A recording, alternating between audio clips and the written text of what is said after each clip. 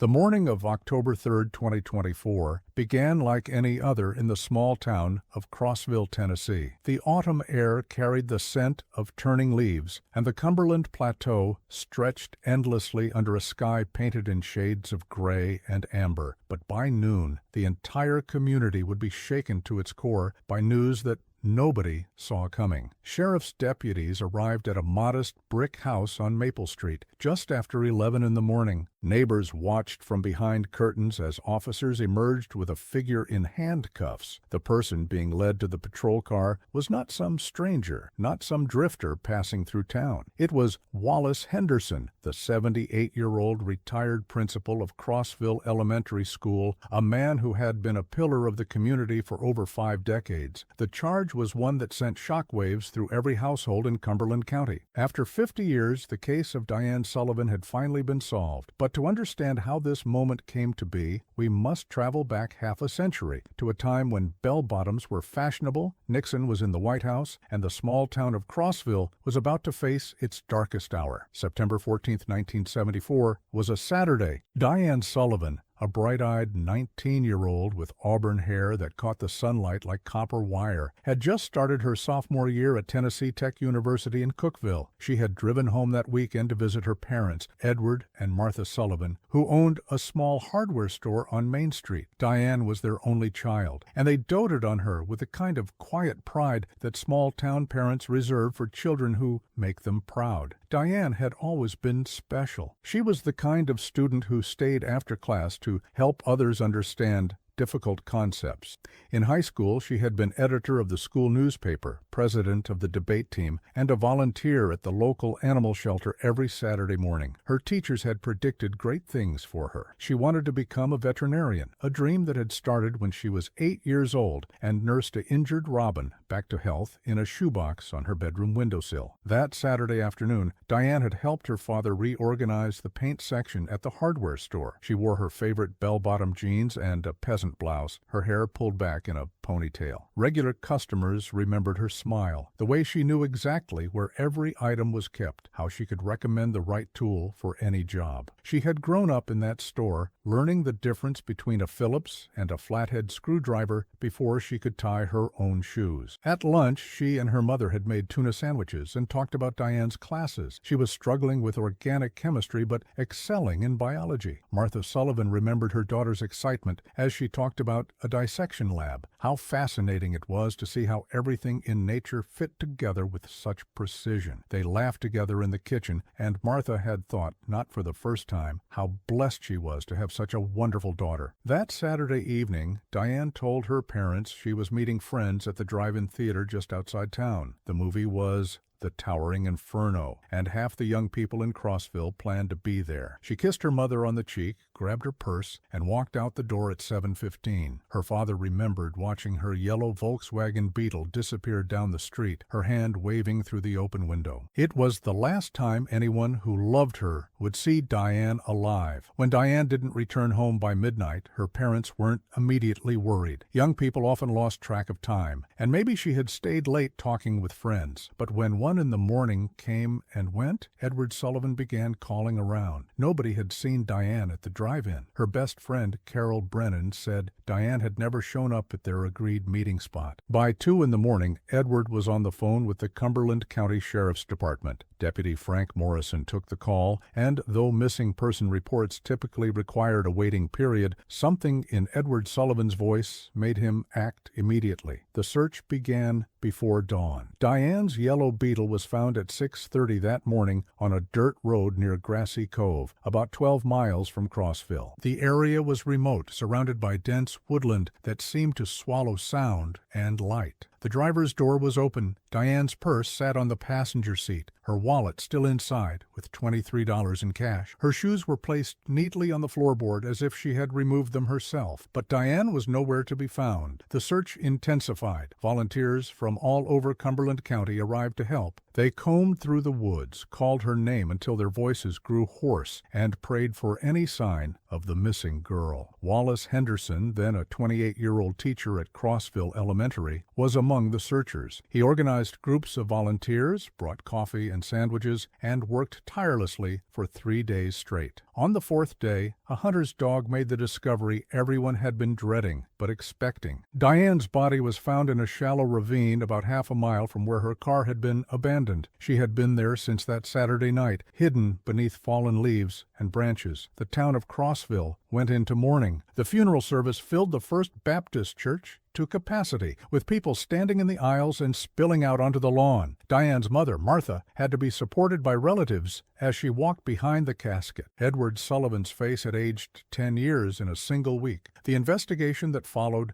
consumed the sheriff's department. Lead investigator Detective Raymond Parker interviewed everyone who had known Diane, everyone who had been in town that night, everyone who might have seen anything unusual. The autopsy revealed that Diane had suffered blunt force trauma, and the coroner estimated she had passed within hours of leaving her home that Saturday evening. Detective Parker was a methodical man who had served in the Korean War before becoming a police officer. He approached the case with military precision, creating a timeline that accounted for every minute of that Saturday evening. He interviewed the workers at the drive-in theater who confirmed that Diane's friends had been there, but Diane herself had never arrived. He spoke with the gas station attendant on Route 70, who remembered seeing a yellow Beetle pass by around 7:45, heading east toward Grassy Cove. The forensic evidence was carefully collected, though the technology of 1974 was primitive compared to what would come later. Fibers were found on Diane's clothing. Soil samples were taken from her shoes and compared with the dirt at the scene. Hair samples were collected and preserved. Blood typing was performed, revealing the presence of biological material that did not belong to Diane. But without DNA analysis, which wouldn't be developed for another decade, there was no way to identify whose it was. Detective Parker interviewed Diane's college friends, who painted a picture of a young woman who was careful and cautious. She didn't take rides from strangers. She locked her car doors. She had recently taken a self-defense class offered at the university. The idea that she would have willingly gone to a remote location with someone she didn't know seemed impossible. The interviews with Diane's high school classmates revealed something else. Several young women mentioned that Wallace Henderson, who had been their history teacher, had seemed to pay particular attention to Diane during her senior year. Nothing inappropriate, they said,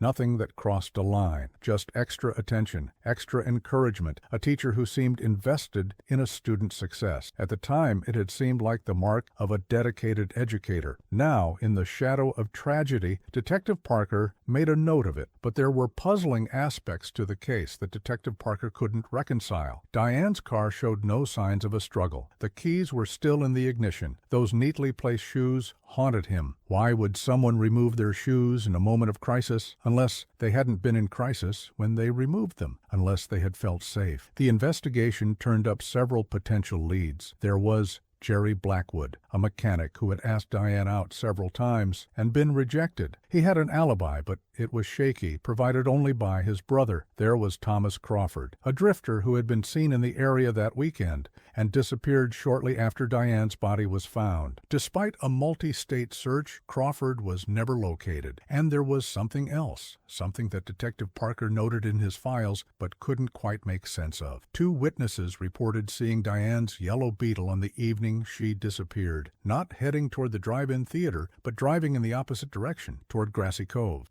And they both said the same thing. There appeared to be 2 people in the car. Who was the second person? Diane's friends all said she had been going to the drive-in alone, planning to meet them there. Had she picked someone up? Had someone been waiting in her car? The question remained unanswered. As weeks turned into months, the investigation slowed. Leads dried up. Jerry Blackwood passed a polygraph test. Thomas Crawford remained a ghost, never to be found. The Tennessee Bureau of Investigation assisted, but even with their resources, the case grew cold. Edward and Martha Sullivan never stopped searching for answers. They put up a reward, hired a private investigator, and kept Diane's case in the public eye for years. But as the 70s gave way to the 80s and the 80s to the 90s, hope began to fade. Edward passed away in 1993, his heart finally giving out under the weight of 2 decades of grief. Martha followed him in 2001, having spent the last 27 years of her life without knowing who had taken her daughter from her. The case file gathered dust in the evidence room. New detectives came and went, occasionally pulling the file to review it with fresh eyes, but nothing ever broke. Crossville moved on, as towns must. The story of Diane Sullivan became a cautionary tale,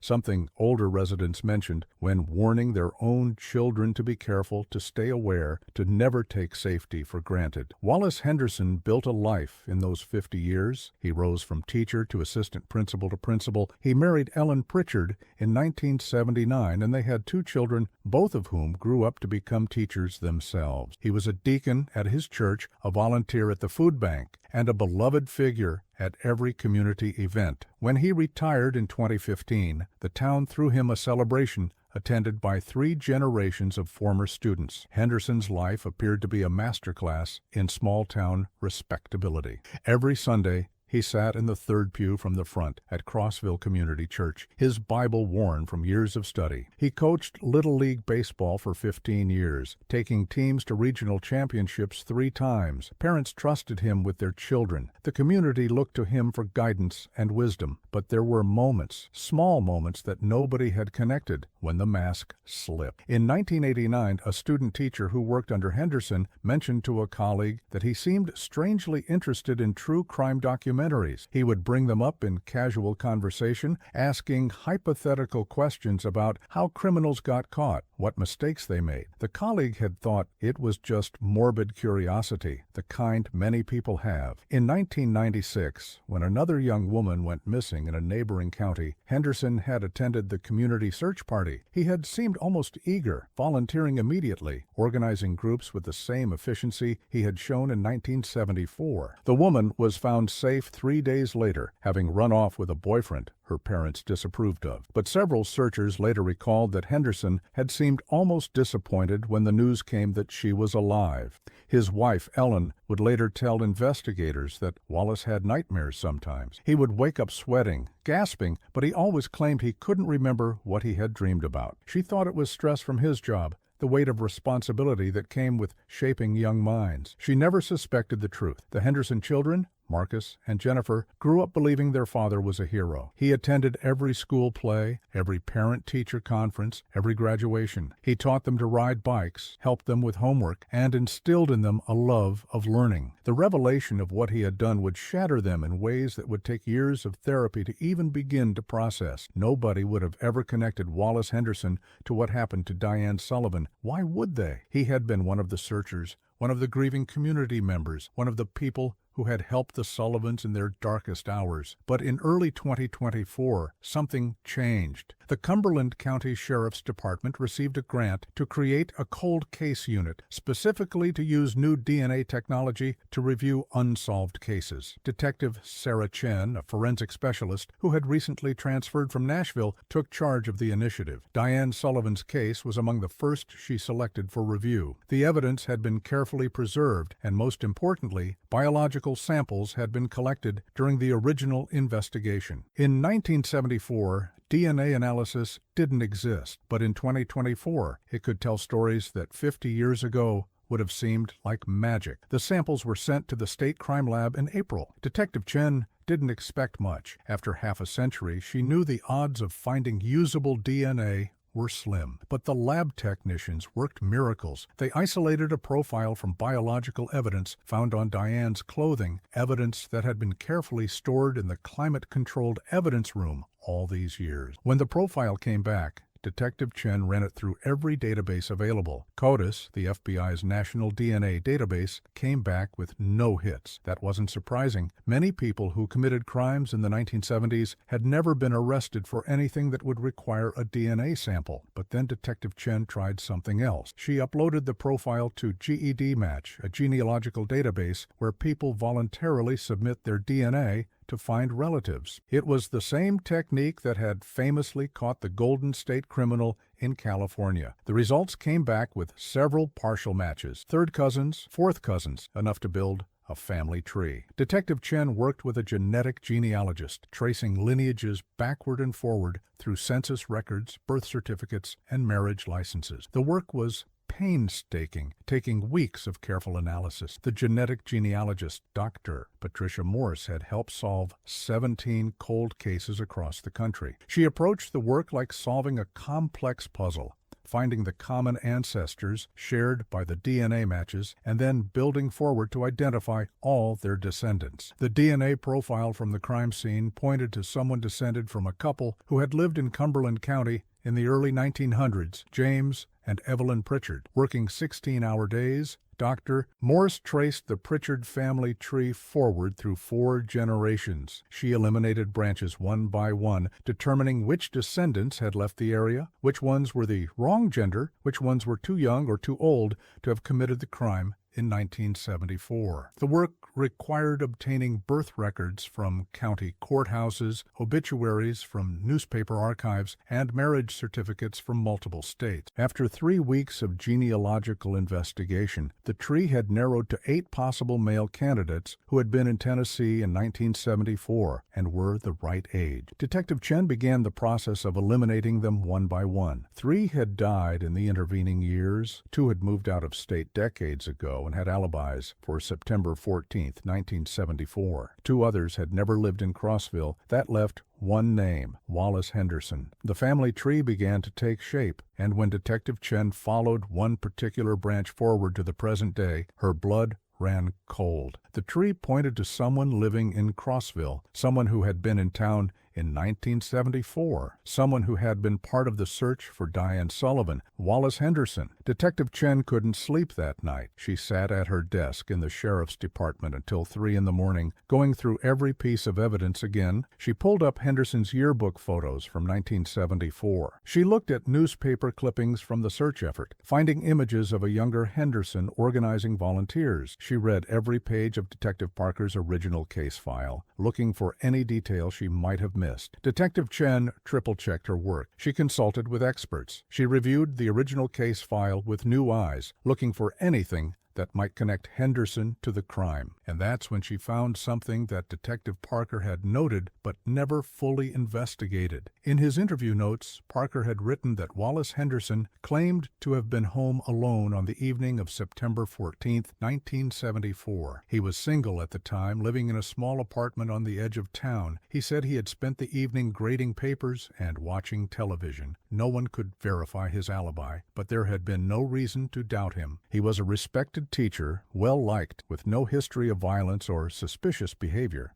But there was something else in the file. A handwritten note from Parker, dated 3 weeks after Diane's body was found. Student at Henderson's school mentioned he seemed upset the Monday after DS disappeared, said he looked like he hadn't slept. Worth following up? There was no indication that Parker had ever followed up on that note. Perhaps other leads had seemed more promising. Perhaps the respect Henderson commanded in the community made the idea seem absurd. Whatever the reason, that thread had never been pulled. Detective Chen needed more evidence. A DNA match through genealogy wasn't enough for an arrest warrant, not in Tennessee. She needed something direct, so she did what detectives had been doing for decades. She followed Wallace Henderson. She observed his routines, noted his habits, and waited for an opportunity. That opportunity came on September 28, 2024, when Henderson threw away a coffee cup at the public library. Detective Chen retrieved it from the trash, carefully documented the chain of custody, and sent it to the lab for analysis. The DNA from the coffee cup matched the DNA from the evidence collected from Diane Sullivan in 1974. The match was definitive, with a probability of 1 in several billion. On October 2nd, Detective Chen met with the district attorney. Together, they reviewed the evidence, the genealogical DNA match, the direct DNA match from the coffee cup, and the circumstantial evidence from the original investigation. The DA authorized an arrest warrant. The next morning, deputies knocked on Wallace Henderson's door. The news exploded through Crossville like a thunderclap. How could Wallace Henderson, of all people, have done this? The man who had searched for Diane, who had comforted her parents, who had dedicated his life to teaching children. The cognitive dissonance was overwhelming, but as the investigation continued, more pieces fell into place. Detectives re-interviewed people who had known both Diane and Henderson in 1974. A woman who had been Diane's classmate in high school came forward with a memory she had suppressed for 50 years. She remembered seeing Wallace Henderson at a football game in early September 1974, watching Diane from across the field. The look in his eyes had made her uncomfortable, but she had been young and didn't know how to articulate what she was feeling. Another former student, now in her 60s, remembered Henderson asking unusual questions about Diane Sullivan in the weeks before she disappeared. Where did she go to college? When did she come home to visit? Did she have a boyfriend? At the time, the student had thought Henderson was just making conversation. Now, those questions took on a sinister quality. The theory that emerged was heartbreaking in its simplicity. Wallace Henderson, a young teacher struggling with loneliness and rejection, had become fixated on Diane Sullivan. He had known her in high school, had perhaps harbored feelings for her that he knew were inappropriate. When she came home that September weekend, he had seen an opportunity. The evidence suggested that Henderson had followed Diane when she left her house that evening. He had flagged her down, perhaps claiming there was a problem with her car or some emergency. Diane, trusting a teacher she had known for years, had stopped. She had gotten into his vehicle, or he had gotten into hers. They had driven to Grassy Cove together, which explained why witnesses saw two people in the yellow Beetle. What happened in those woods remained known only to Henderson and Diane, but the evidence painted a picture of a young woman who realized too late that she was in danger, who fought back but was overpowered, whose life was stolen from her by someone she should have been able to trust. In the days following Henderson's arrest, the community of Crossville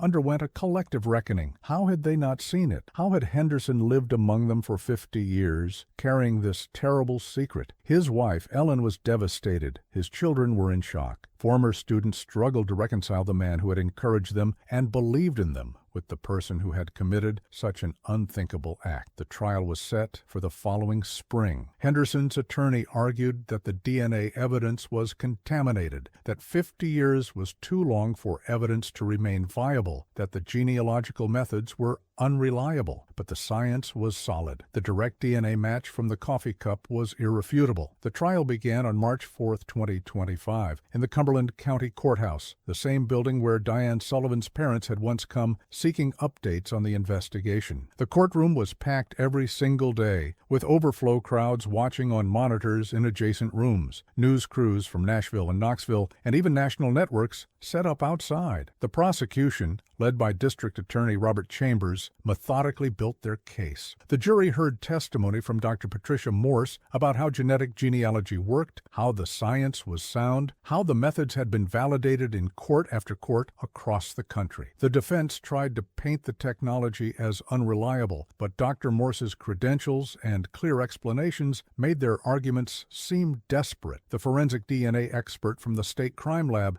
testified for an entire day, explaining how the biological evidence had been preserved, how the analysis was conducted, how the probability of the DNA belonging to anyone other than Wallace Henderson was virtually impossible. The numbers were staggering, 1 in 8 trillion. There were not enough people on Earth for the match to be coincidental.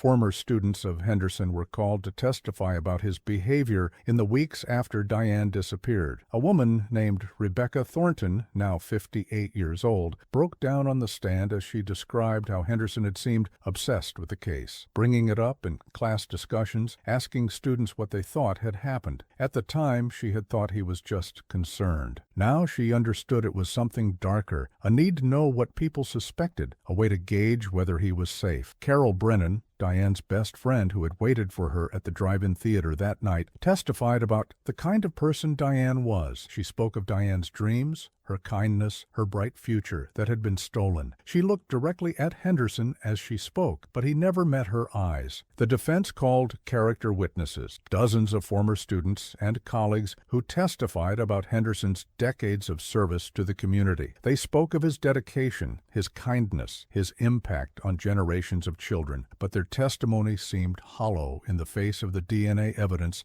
and the growing mountain of circumstantial details that painted a picture of a man who had hidden a terrible secret for half a century. Henderson himself never took the stand. His attorney advised against it, knowing that the prosecution would tear him apart on cross-examination. So Henderson sat silently throughout the trial, his face an unreadable mask, while the evidence against him mounted day by day. The closing arguments lasted an entire afternoon. The prosecutor reminded the jury that Edward and Martha Sullivan had died without knowing justice would be served, that Diane had been 19 years old with her whole life ahead of her, that 50 years of freedom for her killer was 50 years too many. The defense made one last attempt to raise doubt about the DNA evidence, but it fell flat. On March 18, 2025, after a 2-week trial, the jury deliberated for just 4 hours before returning a verdict: guilty. Wallace Henderson, now 79 years old, showed no emotion as the verdict was read. He was sentenced to life in prison without the possibility of parole. In a statement read by the prosecutor, the Sullivan family, represented by Diane's cousin, who had been 7 years old when she disappeared, expressed relief that justice had finally been served. They acknowledged that Edward and Martha had not lived to see this day, but hoped that somewhere they knew the truth had come to light. The case of Diane Sullivan taught Crossville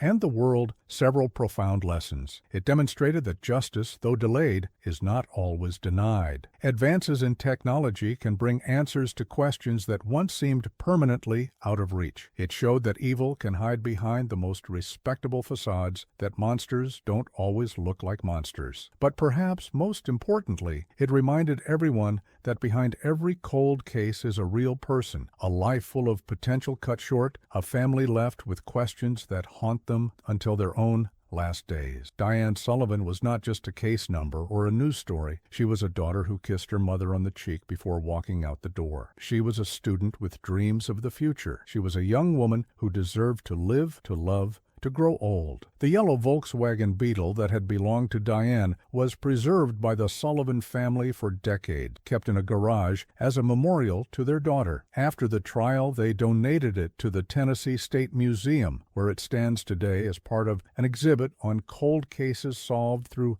modern forensics. Visitors can see the car, read Diane's story, and understand that every unsolved case represents a family waiting for answers, no matter how many years pass. In Crossville, the story of Diane Sullivan has taken on new meaning. The town has established a scholarship in her name, awarded each year to a young woman studying forensic science. It's a way of turning tragedy into purpose, of ensuring that Diane's legacy is not just about how she passed, but about the truth that finally emerged and the future investigators her story might inspire. The Crossville Community Church, where Henderson had been a deacon for over 30 years, held a special service after the trial. Pastor Michael Townsend spoke about the nature of evil, how it can hide behind the most familiar faces, how the devil's greatest trick is looking ordinary. The congregation struggled with the betrayal. Many had known Henderson for their entire lives. They had trusted him with their children, sought his counsel, considered him a friend. Ellen Henderson filed for divorce 3 weeks after the verdict. She released a statement through her attorney expressing her horror at what her husband had done, her sympathy for the Sullivan family, and her need for privacy as she processed the destruction of everything she thought she knew about her life. She moved to Florida to be near her daughter, leaving behind 50 years of memories that had turned to ash. Marcus and Jennifer Henderson both changed their last names. They established a victims advocacy fund in Diane Sullivan's honor, donating money to help families of cold case victims afford private investigators and DNA testing. It was their way of trying to create something good from their father's evil, though they knew nothing could truly balance the scales. The elementary school where Henderson had been principal was renamed. The Wallace Henderson Elementary School became Diane Sullivan Elementary School, with a memorial garden planted in her honor. Former students who had attended during Henderson's tenure struggled with conflicting emotions. Could the good he had done in their lives exist alongside the evil he had committed, or was it all tainted now? Dr. Sarah Chen was promoted to head of the newly established cold case unit for the entire region. The success of the Sullivan case led to increased funding and resources. She began working through a backlog of unsolved cases using the same genealogical DNA techniques that had cracked the Sullivan case. Within a year, year, she had solved 3 more cold cases, bringing closure to families who had waited decades for answers. The story inspired changes beyond Crossville. Tennessee passed new legislation requiring all law enforcement agencies to review cold cases for DNA evidence that could be retested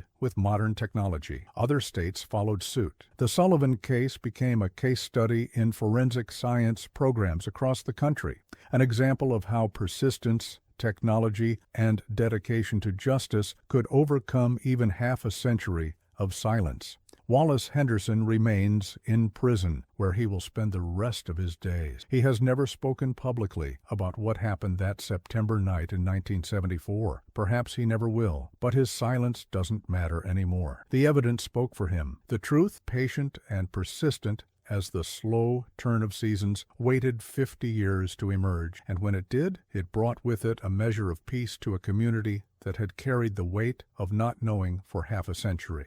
The case reminds us that we must never stop seeking truth, never stop fighting for justice, never stop believing that answers are possible even when they seem impossibly distant. Diane Sullivan waited 50 years for her story to be told completely. But in the end, her story was heard, and the person responsible for taking her life was held accountable. The investigation revealed something profound about the nature of justice and memory. Detective Parker's meticulous note-taking in 1974, his careful preservation of evidence even when the trail went cold, made the 2024 breakthrough possible. He had died in 2003, never knowing that his work would eventually solve the case.